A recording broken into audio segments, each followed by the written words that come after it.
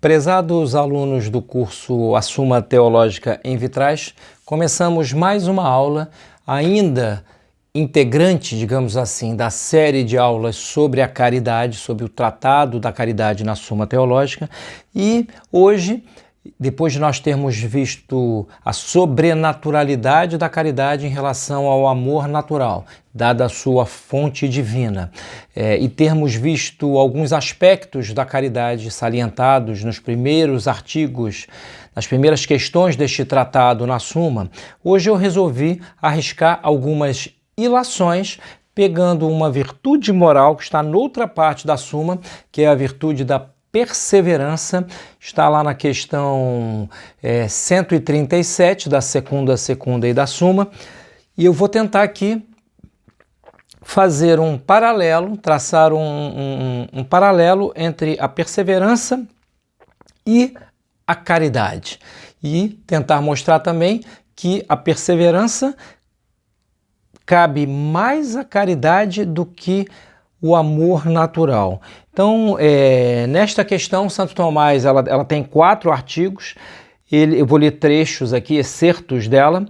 Santo Tomás se pergunta algumas coisas. No artigo 1, pergunta-se se a perseverança é uma virtude. Eu já vou dando o spoiler de cada uma das respostas, o que não vai fazer a menor diferença, porque em filosofia, assim como em teologia, pelo menos na teologia de Santo Tomás, sobretudo, que tem um fundamento metafísico e uma base lógica, etc., formidáveis, não valem apenas as conclusões, e sim todo o arcabouço teorético que foi desenvolvido para que se chegue àquelas conclusões. Então, Santo Tomás se pergunta no artigo 1º se a perseverança é virtude. A resposta é afirmativa, e nós vimos noutras passagens deste curso, em aulas anteriores, que toda e qualquer virtude é um hábito, e um hábito operativo, ou seja, um hábito pelo qual o ente humano opera para realizar o bem, tanto o bem interno, principalmente, porque sem os bens internos, o homem como que degrada a sua relação com todo e qualquer bem externo à sua psique, como o bem mais abstrato, Podemos pensar aqui no bem social, hoje diríamos civil ou político, mas toda a escala de bens com que lidamos depende de que, antes e acima de tudo, desenvolvamos virtudes para nos enxergarmos melhor. Quais são os bens a que tendem nossas potências e como podemos fazer para, ao longo da nossa trajetória existencial, torná-los reais. Então, toda e qualquer virtude é um hábito. Nós vimos isso lá atrás, um hábito operativo bom, pelo qual realizamos o bem em nossa vida. Então, Santo Tomás diz que sim, a perseverança é uma virtude. Vamos ver daqui a pouco em que sentido. No segundo artigo, ele se pergunta se ela integra a virtude da fortaleza. A resposta também é afirmativa, e nós vimos em aulas anteriores, tanto deste como de outros cursos da plataforma Contra Impugnantes, que a fortaleza é uma das 4 virtudes cardeais, e justamente por ser uma destas, espraia algo de si para um sem número de outras virtudes que estão com relação a ela, assim como a potência está para o ato. E algumas, em especial, são virtudes auxiliares destas cardeais. Então, neste segundo artigo, Santo Tomás demonstra que a perseverança é uma parte da fortaleza, ela faz parte, integra a fortaleza. No terceiro artigo, ele pergunta se a perseverança, é mais do que a constância, ou nas palavras dele na Suma, se a constância pertence à perseverança. Eu já adianto também, a resposta é afirmativa, e para além do que diz Santo Tomás e que nós leremos daqui a pouco, vale dizer que a constância embora contemplada neste horizonte da ética aristotélica e da teologia tomista, ela tenha por fim um bem, nós podemos também vislumbrar certas constâncias no vício, no erro, seria a constância má. Mas nós daqui a pouco saberemos como e de que maneira a constância pertence à perseverança e é menos importante do que esta. Por fim, a resposta ao último artigo desta questão, que é a respeito de se é necessária a graça divina para que uma pessoa mantenha-se perseverante, a resposta é afirmativa, ou seja, sem este influxo do alto, sem este selo imaterial da graça, a nossa perseverança tende a ser muito mais limitada. É óbvio que do que vem a ser com a graça. É óbvio que está implicado um pressuposto teológico, que é o do pecado original, né? Nós, pelo pecado original, perdemos esta amizade sobrenatural para com Deus e temos imensa dificuldade de realizar em nossa vida vários bens. Então, o pressuposto teológico que não está explícito aqui e sim implícito é que realmente necessitamos da graça para sermos perseverantes, mesmo porque neste estado de natureza caída, nós muitas vezes mal caminhamos, mal enxergamos certas realidades que noutra circunstância seriam mais ou menos óbvias. Por fim, na questão seguinte, Santo Tomás enumera entre os vícios opostos à virtude da perseverança a frouxidão e a pertinácia. A frouxidão por uma espécie de falha e a pertinácia por falha, por deficiência, e a pertinácia por uma espécie de hipertrofia, digamos assim. Eu anotei algumas coisas aqui. A primeira delas, o fator tempo é absolutamente importante em se tratando da virtude da perseverança, já que a perseverança, ela neste mundo, ela está, digamos assim, inserida ou medida ou regida pelo tempo, já que disse que é perseverante aquela pessoa que, tendo em vista determinado bem, ao longo do tempo, consegue manter-se neste objetivo, enfrentando tanto os obstáculos externos como os obstáculos internos, que são algumas realidades psíquicas acabrunhantes, podemos dizer assim. Então, o fator tempo de alguma maneira, o tempo é a medida da perseverança humana neste mundo.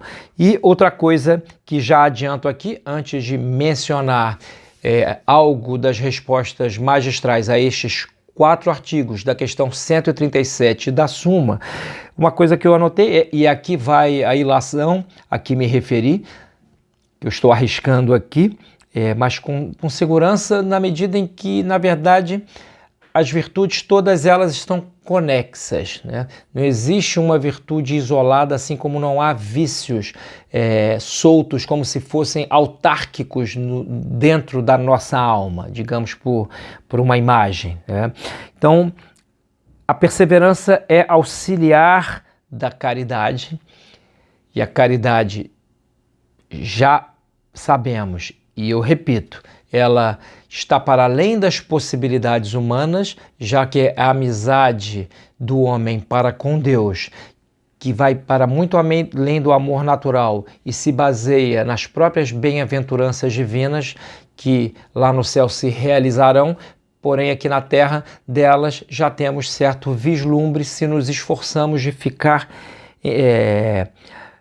de pé diante das nossas próprias debilidades. Então, embora a caridade seja virtude teologal, ou seja, nós não tenhamos mérito por recebê-la de Deus, seja ordinariamente no batismo, seja extraordinariamente como e quando Deus quiser, nós temos sim uma espécie de mérito por nos abrirmos a este influxo do alto.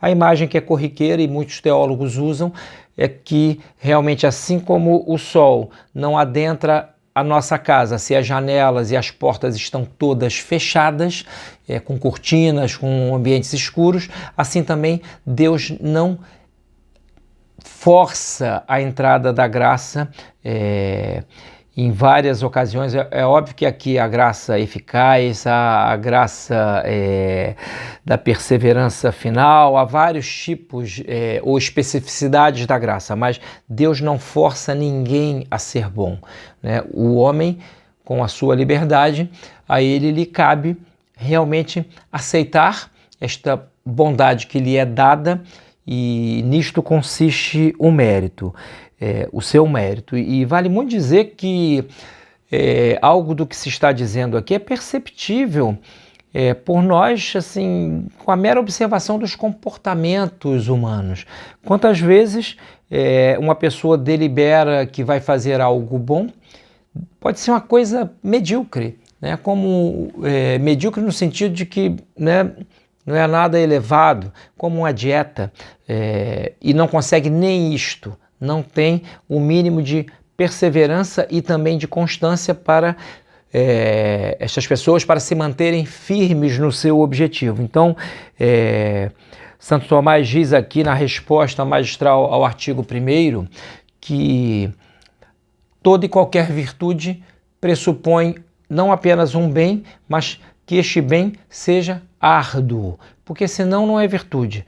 Eu posso pegar este copo aqui e beber um gole d'água, estou matando a sede, isto é, realizando um bem, dando mate a um apetite natural, mas não tem virtude nenhuma, não há virtude nenhuma em beber um copo d'água que está à mão. É muito fácil.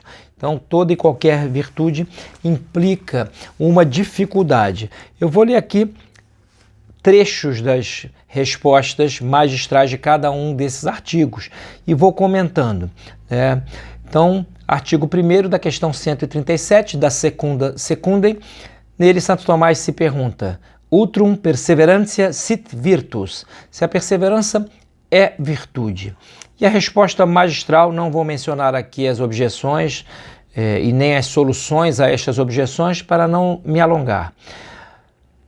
Como diz o filósofo, com caixa alta, Aristóteles, a virtude tem por objeto o difícil e o bom.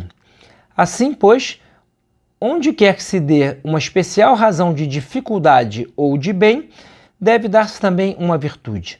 A obra virtuosa, por sua vez, pode apresentar especial bondade e dificuldade por dois motivos: pela espécie mesma do ato, que depende da natureza do seu próprio objeto, e pela duração temporal, porque ainda ao aplicar-se de um modo continuado a uma coisa difícil, isto apresenta especial dificuldade. O aplicar-se de modo continuado a algo difícil apresenta especial dificuldade. Daí que o persistir no bem até o fim seja objeto de uma virtude especial.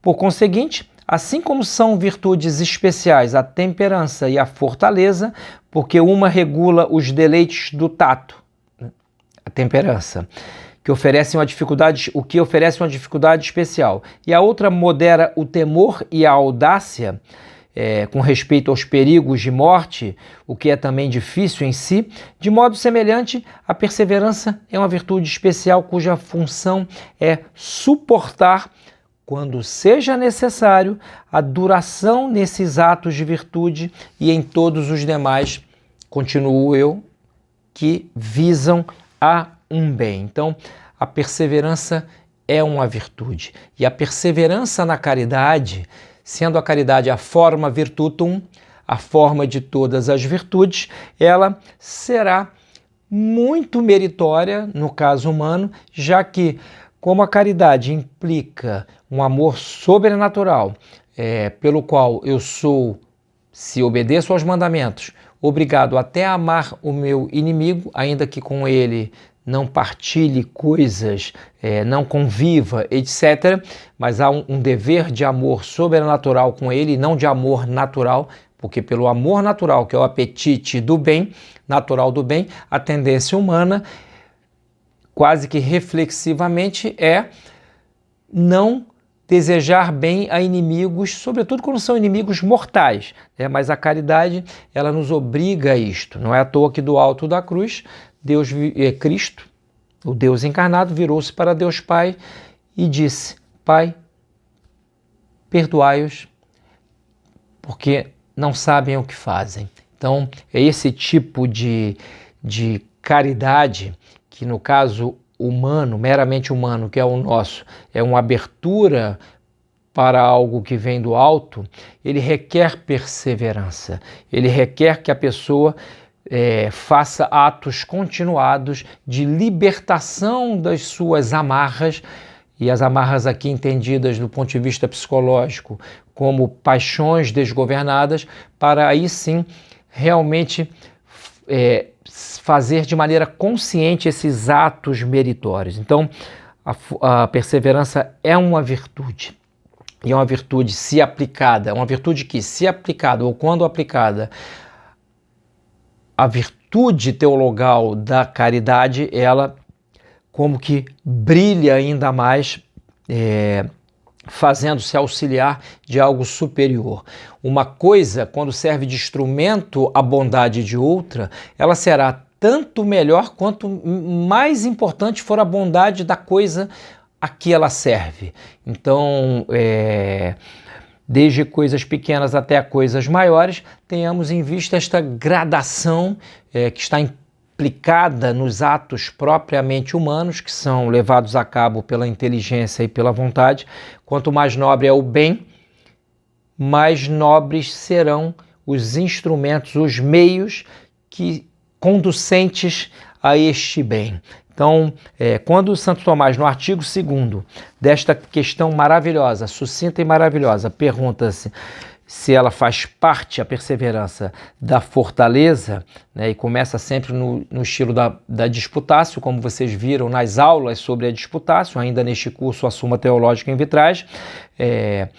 A disputácio pressupõe a colocação de um problema inicial numa formulação, num enunciado que é uma proposição ou positiva, ou afirmativa ou negativa. Então ele começa dizendo: parece que a perseverança não é parte da fortaleza.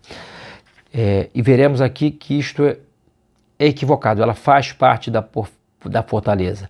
Como foi dito? Resposta: Magister Dixit. É virtude principal aquela a que se atribui principalmente algo pertencente ao elogio próprio de cada virtude, né? Enquanto que o pratica em sua própria matéria.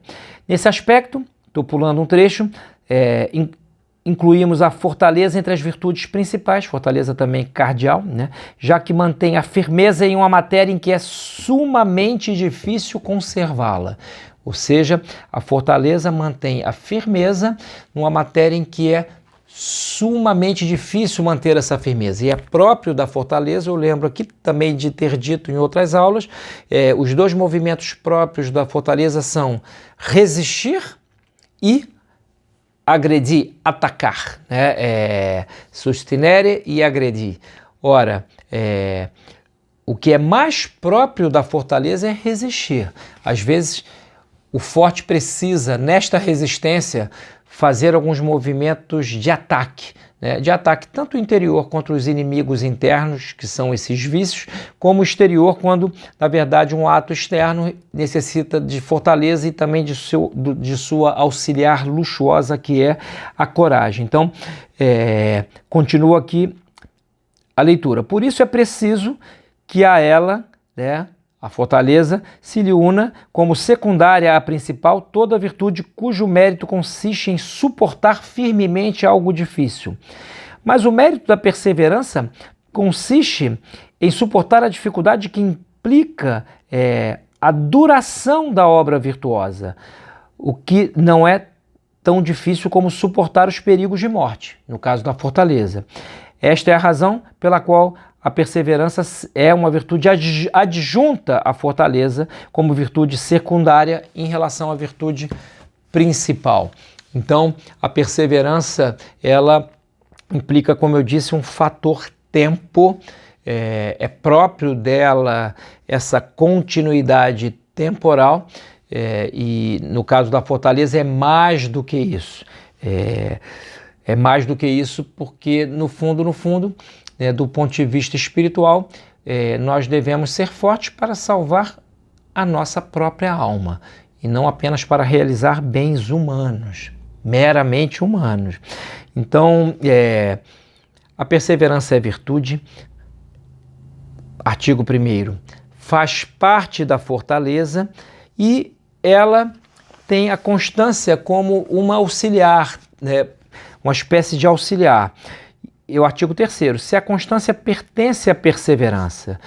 E Santo Tomás, eu repito o que eu disse ainda há pouco, ele considera, juntamente com Aristóteles, que perseverança e constância têm por objeto um bem. Eu ressaltei ainda há pouco que há uma constância má, que é a constância dos vícios, ao passo que nunca há uma perseverança má. A perseverança, ela tem sempre por objeto um bem árduo. Uma das coisas contrárias a ela é a pertinácia ou obstinação, poderíamos dizer. É a pessoa que realmente ela exercita no dia a dia uma espécie de teimosia invencível. Vamos lá. Responde Santo Tomás: a perseverança e a constância têm o mesmo fim, e é próprio de ambas o manter-se firmes no bem, mas diferem quanto aos objetos que oferecem dificuldade para permanecer no bem. A perseverança faz que o homem permaneça firme no bem, vencendo a dificuldade que implica a duração do ato. A constância, vencendo a dificuldade originada por todos os demais obstáculos externos, donde se deduz que a perseverança é parte da fortaleza e mais principal que a constância, já que a dificuldade causada pela duração do ato é mais essencial ao ato da virtude que a origina que os obstáculos externos. Que coisa profunda que Santo Tomás está falando aqui. Ora, um homem precisa, antes e acima de tudo, vencer-se a si mesmo. Não adianta nada ser um herói que vence grandes batalhas, se a sua alma continua como que caída no chão, como que derrotada por um sem número de coisinhas menores.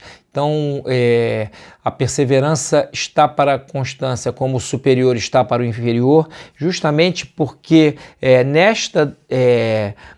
neste perdurar no bem ou em vistas a um bem, é mais importante para uma pessoa vencer os obstáculos externos do que os internos, do que os externos. Então, a constância está muito mais voltada àquilo que é externo. A perseverança, embora também abarque o externo, ela diz respeito, sobretudo, ao que é interno. Por fim, o artigo 4º, no qual Santo Tomás afirma que para uma pessoa manter-se perseverante é necessário o auxílio da graça. Foi isto que me inspirou a fazer esta ilação. Ora, se para que eu me mantenha perseverante até o fim, sobretudo nos objetivos voltados a coisas mais nobres, superiores,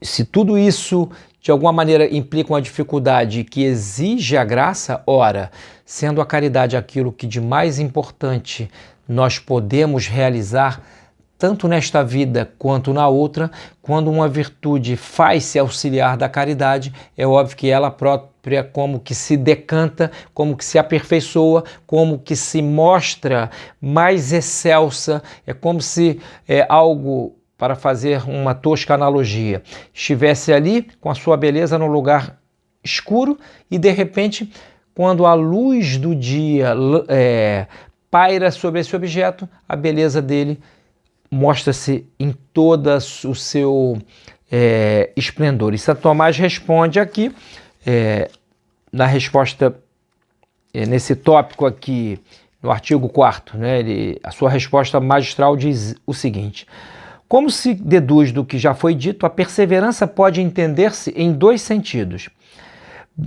Bem como o hábito mesmo da perseverança, que é uma virtude, e então necessita de um dom da graça habitual, né, e o mesmo ocorre com as demais virtudes infusas. Parênteses.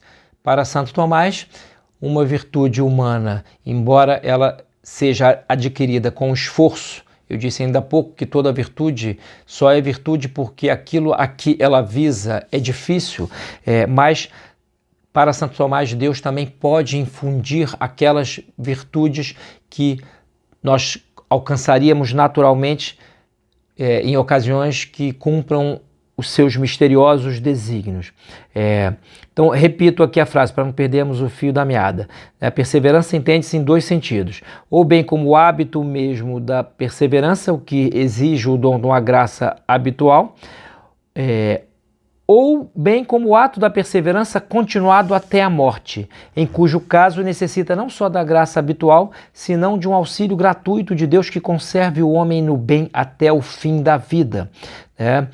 Pulo aqui um trecho para continuar. A razão disto é que o livre-arbítrio, né, a liberdade, é essencialmente inconstante e a graça habitual da vida presente não muda sua natureza. Pelo que não está no poder da liberdade, ainda quando reparada pela graça, o permanecer imóvel no bem, nesta vida em que o homem está em estado de natureza decaída. Lembremos que é o pressuposto teológico, né? Embora possa determinar-se a ele, pois muitas vezes está em nosso poder a escolha, mas não a execução. Muitas vezes eu posso escolher determinado bem, mas circunstancialmente não estou apto a realizá-lo,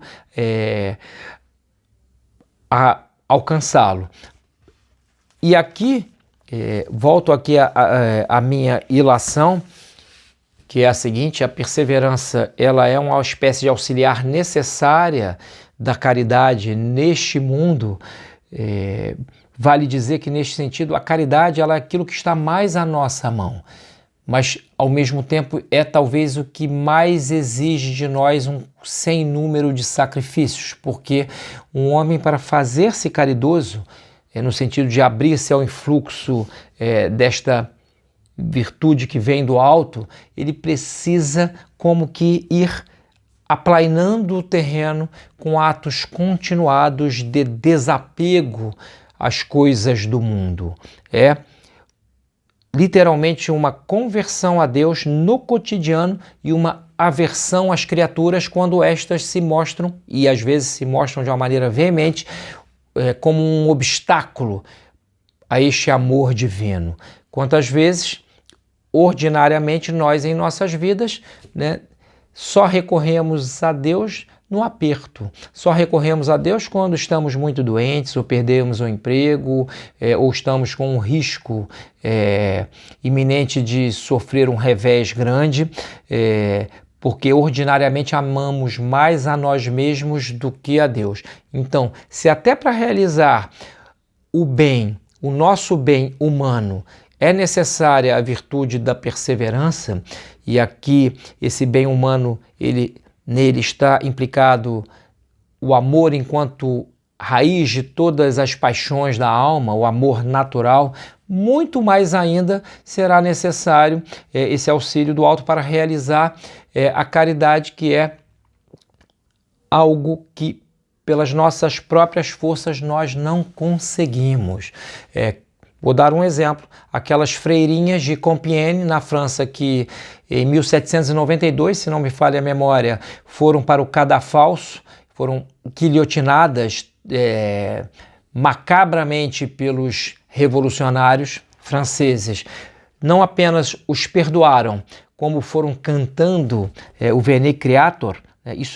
Quando pensamos nesta atitude, que é o desapego total das contingências humanas, nós entendemos a absoluta sobrenaturalidade da caridade, que só se realiza em nós, por obra divina, com participação nossa mais ou menos limitada. Nós temos uma tendência a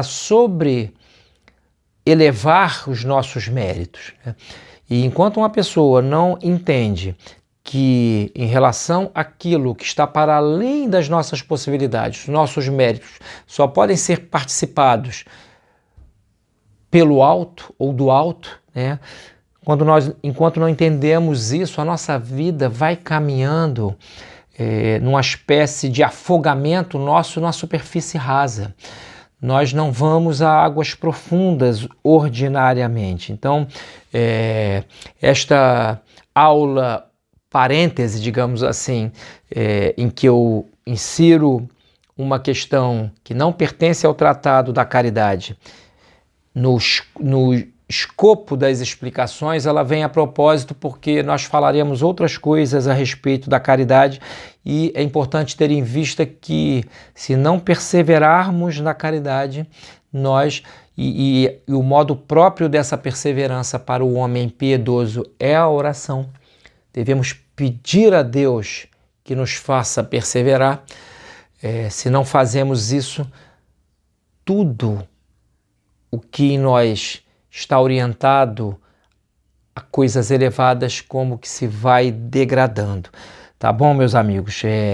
Então, até a próxima aula. Continuamos nesta caminhada aqui. Espero que esta minha ilação tenha servido de algo no contexto dessas aulas sobre a caridade. Um grande abraço e até breve.